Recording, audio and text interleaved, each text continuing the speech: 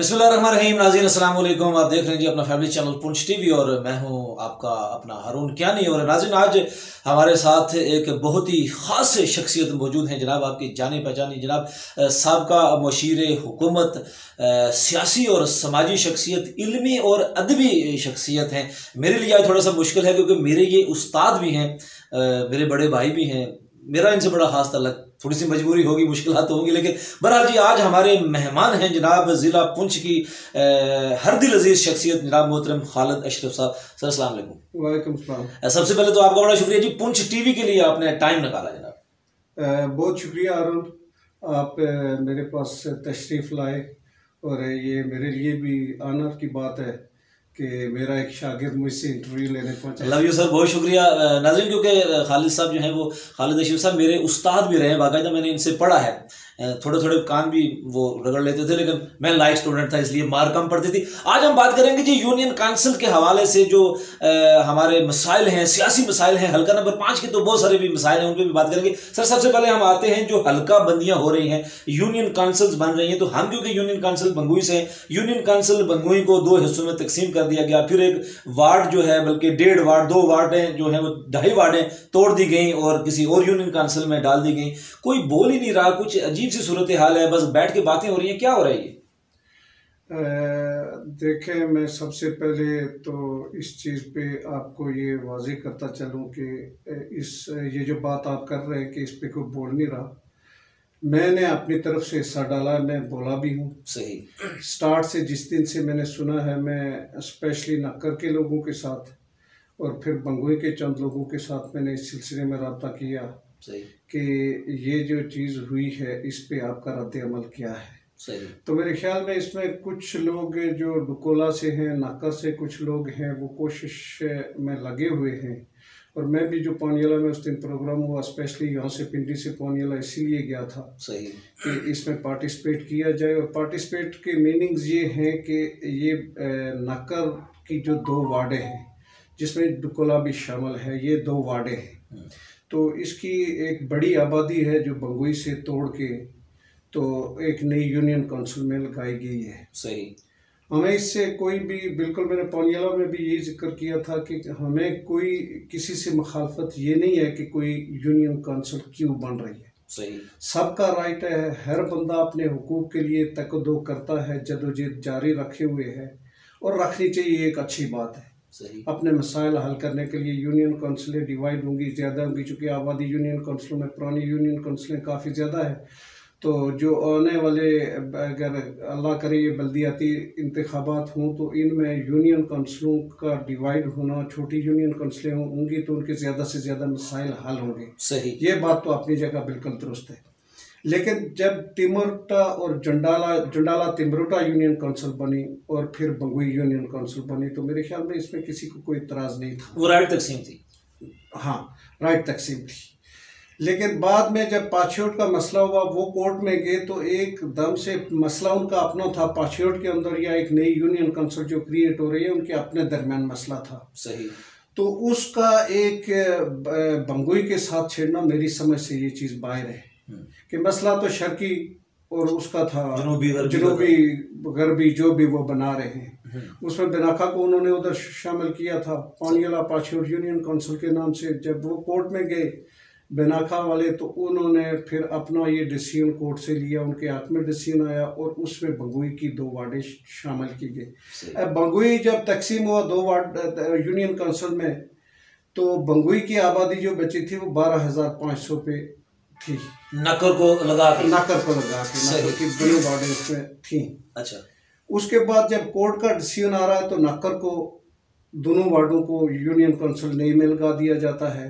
सही। और पीछे जो वो मैंने पढ़ा है, जो कोर्ट का फैसला है, उसमें वो शो कर रहे हैं कि जी बंगुई की आबादी 12,500 से नीचे आके 11,000 पे है। अच्छा।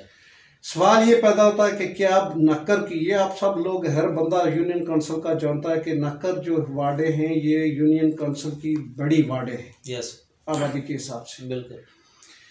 और सवाल यहाँ पे ये पैदा होता है, मैंने उस दिन पोनियाला भी अपने स्पीच में ये कहा था कि जज साहब हमें ये बताएं, मज़द जज कि 11,000 वो अपने फैसले में लिख रहे हैं, 3600 कुछ है जो नक्कर की, 12,000 उसको मिला के बंगोई 12,500 पे था, और अब वो वार्डे निकाल के पीछे 11,000 उन्होंने कहाँ से पूरी की है, कैसे पूरी है? ये 3600 निकाल के तो उन्होंने कहा कि 1000 ही निकाली है, 1000 निकाली है। अब ये चीज़ बड़ी एक सोचने वाली बात है, और ख़ुद अगर हमारे इदारे अदलिया जिसमें शामिल हो, इंतज़ामिया शामिल हो, वो ख़ुद एक चीज़ की वायलेशन करें कि 10,000 से कम पे यूनियन काउंसिल नहीं बन सकती। सही। तो जो एक वाज़ेह चीज़ है वो ये है कि जब नक्कर की दोनों वार्डें शामिल हो गई नई यूनियन काउंसिल में, तो उसकी 3600 या 3500, 3000 भी आप आबादी लगा लें, तो 12,000 में से 3 निकाले तो 9,000 बचती है। सही। इसका मतलब है कि अब यूनियन काउंसिल बंगोई एक्सेस नहीं कर रही, वो ख़त्म हो गई है। ये भी एक सवाल या निशान है।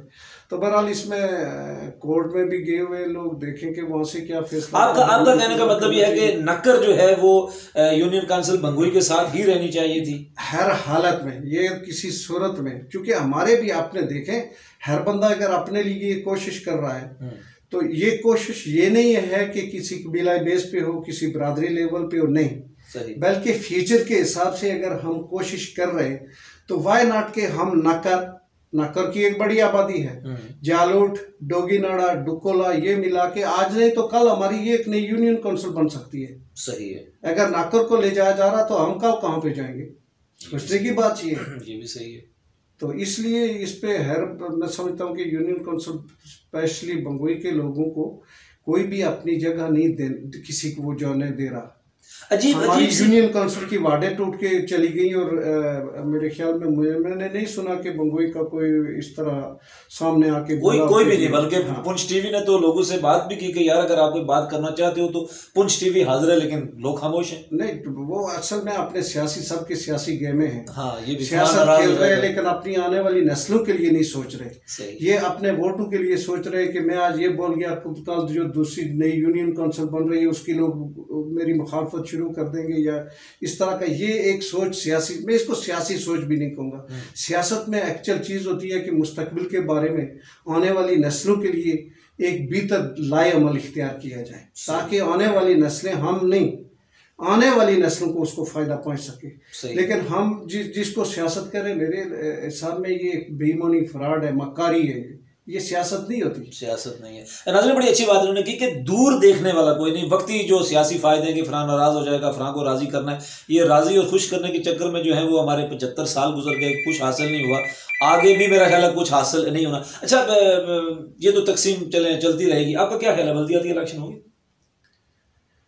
बल्दियाती इलेक्शन देखें, कोर्ट से जिस तरह ऑर्डर आए हुए हैं उस हिसाब से तो होने चाहिए, लेकिन मैं फिर अगर कोई बात करूंगा तो वो गलत हो जाएगी, वायलेशन भी हो जाती है।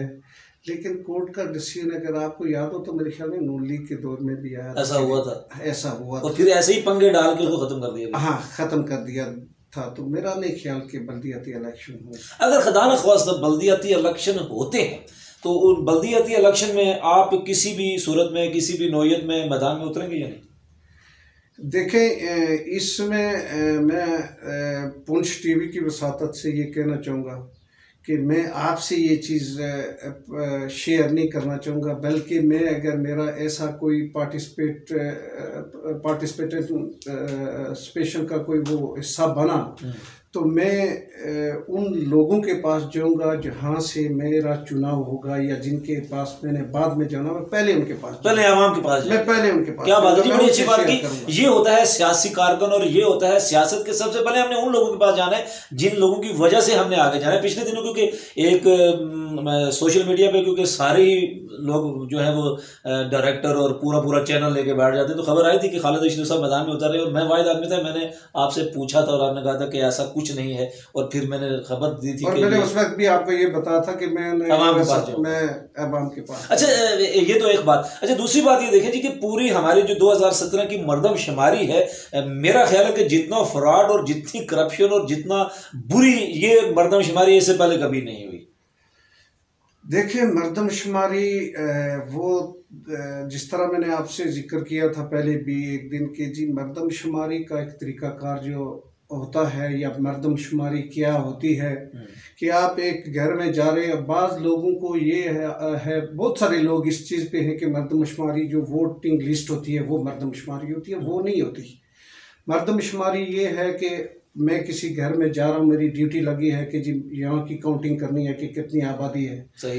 तो घर में जो 1 घंटे का बच्चा भी है वो भी काउंट किया जाएगा। सही है। आबादी में। तो मरदमशुमारी हम तो खुद भी रो रहे हैं। आप देखें कि पीछे कराची में क्या हुआ था, आज तक वो लोग रो रहे हैं कि उनकी जो पिछली मरदमशुमारी थी नई जो भी उससे कम कर अच्छा, इसमें ये भी तो यही चीज हमारे साथ भी हुई है। इस मरदमशुमारी में एक और प्रॉब्लम ये थी कि जैसे आप रावलपिंडी में रह रहे हैं, मैं रावलपिंडी में रह रहा हूँ, या हमारे हजारों के हिसाब से लोग रावलपिंडी ऑलरेडी रहते हैं, वहां पे भी रहते हैं, यहाँ पे भी रहते हैं। सर्दियों में हम यहाँ आ जाते हैं, गर्मी में वहां चले जाते हैं। तो उनमें से अक्सर लोग जो रावलपिंडी में मुकीम है उनका नाम ही नहीं लिखा कि नहीं वो तो उधर रहते हैं। ये चीज देखे ना, ये मरदमशुमारी में प्लस ये वोटिंग लिस्टों में भी है, ये गलत है। ये गलत है, ये गलत है। और वो लोग जो इस चीज़ पे ड्यूटी पे मामूर होते हैं, ये उनका फर्ज बनता है। और मेरे ख्याल में ये मोस्टली अमला जो होता है वहाँ लोकल होता है, उनको हर एक चीज़ का पता होता है, लेकिन वो ये चीज़ गवारा नहीं करते कि उस पर डीपली वो वर्क करें, बल्कि वो घरों में ही बैठ के ये लिस्टें तैयार कर लेते हैं। जो वोटिंग लिस्टों में भी कितना घपला था, आपने देखा कि जालूट वाले का वोट पोर्ट में है, पोर्ट वाले का अड़गली में है, अड़गली वाले का पता नहीं कहाँ पे है। बिल्कुल ये बात थी, ये भी समय से बालातर बात है। हकीकत ये है कि आवे का आवा बिगड़ा हुआ है और उसमें बड़ी चेक एंड बैलेंस नहीं है। देखें, हमारे सूबेदार महमूद साहब का घर कहाँ पे है, जो पोलिंग स्टेशन है जालोट का ऊपर वाला, उसके मिडिल स्कूल का, यस, उसके साथ जुड़ा हुआ घर है। उन्होंने जाके वोट दिया है नीचे जो आपके घर के पास पोलिंग स्टेशन है, नीचे वाले गर्ल्स स्कूल, और हमने जाके ऊपर दिया, आपने जाके ऊपर दिया। ऊपर से हमारा पूरा जालोट का वोट नीचे चला गया। हाँ, वो नीचे वाले कोई चंद एक थे, लेकिन ऊपर का ज्यादा लोग जो है ऊपर की हमारी आबादी थी वो सारे नीचे चले गए। इसीलिए वोट बैंक जो पोलिंग स्टेशन हमारा गर्ल्स है इसमें हमेशा कम होता था, अभी उसमें ज्यादा था और ऊपर कम था। अजीब सूरत हाल थी। अच्छा सर, ये तो खैर सियासी तकसीम थी, आते हैं हल्के की तरफ। क्या कहते हैं, पाकिस्तान तहरीक इंसाफ की हुकूमत को 6 माह गुजर गए हैं, कुछ होता हुआ नजर आ रहा है या बस तब्दीली जैसे इधर आई है वैसे उधर ही है? नहीं होता हुआ मुझे नज़र आ रहा है। एक तो सबसे बड़ी अचीवमेंट ये हुई है कि ये मैं क्रिटिसाइज़ नहीं करूँगा, बल्कि माजरत के साथ में ये कहना चाहूँगा कि सबसे बड़ी अचीवमेंट तो ये हुई है कि हमारे एक बुज़ुर्ग सियासतदान जो स्पीकर भी रह चुके हैं, वज़ीर कानून भी रह चुके हैं, और उनको प्रमोट किया गया, ये क्या कहते हैं इसको, मेंबर कश्मीर काउंसिल, उनकी प्रमोट ये एक बड़ी प्रमोशन है। पीटीआई का मतलब काफ़ी बड़ा ये अचीवमेंट हुई है हमारे हल्के के अंदर। मैं हैरान कि एक बुजुर्ग सियासतदान है हमारे को, और मैंने कभी ये नहीं सुना कि सूबेदार को वापस वालदार बना दिया गया।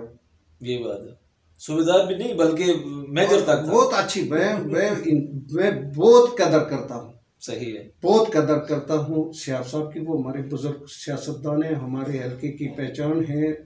उन्होंने अपना गुज़श्ता दौर, सियासी दौर उनका बड़ा अच्छा रहा। सही है। जो भी है सियासी इख्तलाफात अपनी जगह पे, लेकिन मैं दिल से उनकी कदर करता हूँ बाखदा, क्योंकि वो हमारी पहचान है उस एरिए की। सही है। लेकिन ठीक है, ये भी उनके बुढ़ापे में चलो हो गया, लेकिन मैं इसको कोई वो उस अंदाज से नहीं देख रहा हूँ सियाब साहब का कि जी, और फिर एक ऐसे टाइम में जब कश्मीर काउंसिल के पास कोई इख्तियार नहीं।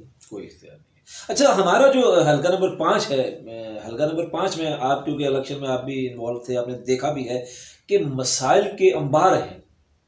बस सड़कें नहीं हैं, पानी का कोई निज़ाम नहीं है, तालीमी निज़ाम नहीं है। हमारे हल्के में कोई गर्ल्स कॉलेज सरकारी तौर पे अच्छा वाला नहीं है, मतलब कुछ हैं लेकिन वो जो कुछ हैं भी वो भी लूले लंगड़े हैं। तो अंबार लगे हुए हैं। तो जो वादे किए थे पीटीआई ने या जो दूसरे कैंडिडेट थे उन्होंने भी वादे अपने अपने तौर पर सबने किए थे। आपका क्या ख्याल है कि ये मसाइल हल होते हुए नज़र आ रहे हैं, या जैसे पहले वादे हो गए थे, अरसा गुजर गया, अय्याशी की और ख़त्म हो गया, वैसा ही होगा?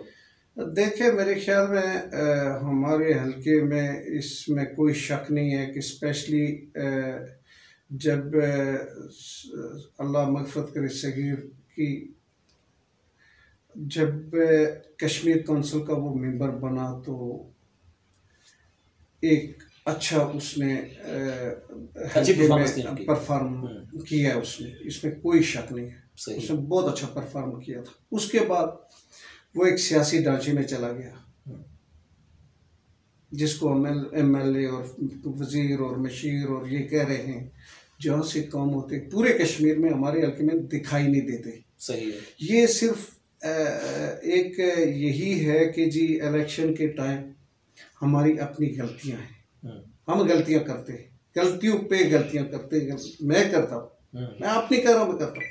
देखिए जब आप इलेक्शन में या तो ये हो कि एक चुनाव हो कि कौन हमारा लीडर है और कौन लीड कर सकेगा, पहली चीज ये है। दूसरा ये है कि आप किस बेस पे चुनाव कर रहे हैं, सही है। और तीसरा ये है कि जब आपने चुनाव कर लिया तो आपके पास इतनी हिम्मत और ताकत होनी चाहिए कि उस बंदे को आप पकड़े रोड पे खड़ा करें कि जी हाँ आओ आप सामने, वोट तो हमने दे दिया, आप हमारे पास आए थे, हमने बगैर किसी डिमांड के वोट आपको दिए थे, सही है। अब आप हमारे सामने आए और हमारा मसला हल करें। वो इसी सूरत में होगा कि आपने चुनाव दुरुस्त किया हुआ है, ना कि आपका एक नंबरदार आया कि हारून आप ये मान ले के 20 वोट इकट्ठे करो, 30 इकट्ठे करो और चावलों की प्लेट भी लो। ये कभी नहीं होता, कभी आप फिर पूछ नहीं सकेंगे, आप अपने मुतालबात हल नहीं करवा सकेंगे। चावलों की प्लेट भी लो, आप अगर बिक के इलेक्शन में वोट देंगे तो फिर आप अपने मसाइल नहीं, अगला कहेगा भाई आपने कौन सा एहसान किया हुआ, आपने तो माल लिया हुआ। सही है। लिहाजा ये चीज़ें बड़ी, इन पे मैं ज़्यादा डीपली उस चीज़ में नहीं जाता, लेकिन काम इंशाल्लाह होते रहेंगे, कोशिश करेंगे। अभी हमारे यहाँ बहुत सारी चीज़ें आप देखें कि आप हमारा डोगी नाड़ा को ले लें, तिमरोटा, जंडाला, वेलफेयर बनी हुई है, अपनी मदद आपके साथ तहत लोग काम कर रहे हैं। हमें इन छोटी चीज़ों में अब नहीं पड़ना चाहिए कि जी ये लिंक रोड है, छोटी सी रोड बड़े अहम चीज़ें हैं, रोड्स का होना चाहिए, लेकिन ये टूटी पाइप पानी की सियासत से हमें निकलना चाहिए, ये डिमांडें हमें छोड़ देनी चाहिए। हमारे मुतालबात मेगा प्रोजेक्ट के होने चाहिए, सही है, अच्छे प्रोजेक्ट जिसमें बहुत सारे लोग, बहुत सारा एरिया मुस्तफीद हो। सही। वो ये नहीं कि मेरी जालूट हो या बंगुई हो, बल्कि कश्मीर का जो एरिया भी डेवलप होगा वो हमारा हिस्सा है। सही है। हमें उस पर कभी भी बुग़्ज़ नहीं रखना चाहिए कि जी वहाँ फंड्स क्यों जा रहे हैं, वहाँ क्यों जा रहे हैं, वहाँ क्यों। मिलजुल के जब तक ये चीज़ें नहीं होंगी तो मेरे ख्याल में हम आगे बढ़ नहीं सकते। बड़ी अच्छी बात की जी कि कोई भी इलाका अगर तरक्की करता है तो उसका असर दूसरे इलाके में भी लाजमी पड़ेगा। अच्छा ये बताइएगा कि पाकिस्तान पीपल्स पार्टी को आप आज़ाद कश्मीर में कैसे देख रहे हैं, उसका क्या मुस्तकबिल देख रहे हैं? देखिए अभी चीज़ें बहुत सारी वाज़ेह हो रही है, सामने आ जाएंगी। हमारे हल्के में पाकिस्तान पीपल पार्टी बहुत कमज़ोर है। मैं पहले अपने हल्के से नंबर 5 बिल्कुल हल्का नंबर 5 में बहुत कमज़ोर है। उसकी बहुत सारी वजूहत हैं, मैंने बहुत सारी जगहों पे ये बात की है कि पाकिस्तान पीपल पार्टी और जम्मू कश्मीर पीपल पार्टी का आपस में इत्तेहाद रहा। सही है, अक्सर यही होता रहा इलेक्शन में। अगर आप पीछे 20 साल पीछे देखेंगे तो यही चीज़ सामने आ रही है। तो अब आहिस्ता आहिस्ता मेरे ख्याल में पार्टी को वहाँ पे, पीपल पार्टी को वहाँ लीडरशिप को भी अपना रोल अदा करना पड़ेगा। लोकल कारकुन जो है हल्का नंबर 5 के, उनको भी अपना किरदार अदा करना पड़ेगा यकजहती के साथ। उसमें भी काफ़ी वहाँ पे भी छोटा, हालांकि है कुछ नहीं, लेकिन ग्रुप इतने बने हुए हैं कि वो वोटर से ज़्यादा ग्रुप बने हुए हैं। तो ये चीज़ मेरे ख्याल में ख़त्म हो जाए तो पीपल पार्टी हल्का 5 में भी इंशाल्लाह एक बेहतर पोजीशन में सामने आएगी। ओवरऑल आज़ाद कश्मीर में पीपल पार्टी का पिछले इलेक्शन में आपने देखा कि अच्छा रिजल्ट रहा। और पाकिस्तान तहरीक इंसाफ को क्या देख रहे हैं कि आज़ाद कश्मीर में पाकिस्तान तहरीक इंसाफ का मुस्तकबिल क्या नजर आ रहा है? आज़ाद कश्मीर में तरीके इंसाफ देखे जी, आज़ाद कश्मीर में यही है कि हम वो हवा का रुख देके चलते हमेशा। अदरवाइज पिछले इलेक्शन में आपने देखा कि इलेक्शन से पहले तो पीटीआई का नाम नहीं था वहाँ पे। चंद एक लोग थे जो बेचारे अभी किनारे पड़े हुए, वो सो रहे हैं उनको किसी ने पूछा ही नहीं है। ऊपर से 10 आए और उन्होंने अपना काम कर दिखाया। और पीटीआई ने बड़ी सीटें लेके अपनी वहाँ पे गवर्नमेंट बनाई है, तो हम तो हवा के रुख से चलते हैं। लेकिन जहाँ तक तल्लक है पीटीआई का ओवरऑल पाकिस्तान में, अभी देखें आज पेश हुई है, तहरीक भी हो गई है पीटीआई की गवर्नमेंट के खिलाफ। तो अगर एक चीज़ मुझे, जो मेरा ज़ाती अपनी असेसमेंट में जिस नज़र से देख रहा हूँ, मुझे नहीं लग रहा कि ये कामयाब होगी अपोजिशन। अगर ये नाकाम हो गई तो अगले 10 साल भी पीटीआई के हैं। ये मैं, वो 5 साल लोग कह रहे थे, मैं 10 साल कहूँगा, अगले 10 साल 28 तक तुमको मजबूत हो जाएंगे। बिल्कुल ये चीज़ है, चूँकि सारी जमातें इस वक्त इकट्ठी हुई है और एक तरफ हाँ, उसमें कोई अच्छा है या बुरा है व्हाट्सएवर, मैं किसी पर क्रिटिसाइज नहीं करूँगा, सब लोग अच्छे होते हैं। तो अगर ये नाकाम हो गई तहरीक, तो मेरे ख्याल में फिर पीटीआई पाकिस्तान में क्या, आज़ाद कश्मीर में, और अगर आपका ख्याल है कि अगर पाकिस्तान तहरीक इंसाफ यानी पीटीआई आज़ाद कश्मीर में अपने 5 साल पूरे करती है, उनके जो वज़रा हैं, उनके जो इस वक्त क़यादत है, या जो इस वक्त उनकी परफॉर्मेंस है, आपका क्या ख्याल है कि 5 सालों में वो कुछ तब्दीली ला सकेंगे या जैसे पहले चलता है वैसे ही चलता रहेगा? देखें, ये जो सवाल आपका, इसके बहुत सारी हमारी अगर पीछे देखें जो हुकूमतों में वज़ीर रहे हैं, कोई मशीर रहे हैं, बाज़ ने बड़े अच्छे अच्छे काम किए हैं। तो सच्ची बात है कि हवा के रुख पे हम चलते हैं, हम काम के रुख पे नहीं चलेंगे। अगर हवा का रुख ना हो तो मैं आपको 2-3 एग्जांपल आपको दे सकता हूँ। कमर ज़मान ने बाग में एक दौर में पीपल्स पार्टी का दौर था, उसने जो प्रोजेक्ट बाग में किए थे वो पूरे आज़ाद कश्मीर में नहीं हुए थे। सही है। पाकिस्तान पीपल पार्टी में परवेज़ अशरफ है, उसको पिछली दफ़ा हरा के बैठे थे जब उसने वो काम किए थे कि कहते हैं कि पाकिस्तान की तारीख में किसी उसमें काम पे वोट नहीं आते, काम पे वोट नहीं आते, वोट का कोई और चक्कर, वोट के और चक्कर। तो बड़ी अच्छी बात की जी। अच्छा, ये अब क्योंकि हमारा टाइम जो है वो अब ख़त्म हो रहा है, तो हमारे हल्के के हवाले से पाकिस्तान पीपल्स पार्टी, जेकेपीपी, पीटीआई, लोगों के मसाइल, हमारा अपना गांव जो है जालूट, उसके मसाइल क्या कहना चाहेंगे, क्या करना चाहिए हमें कि ये मसाइल हल हो जाएं और हमें किसी के आगे हाथ भी ना फैलाना पड़े?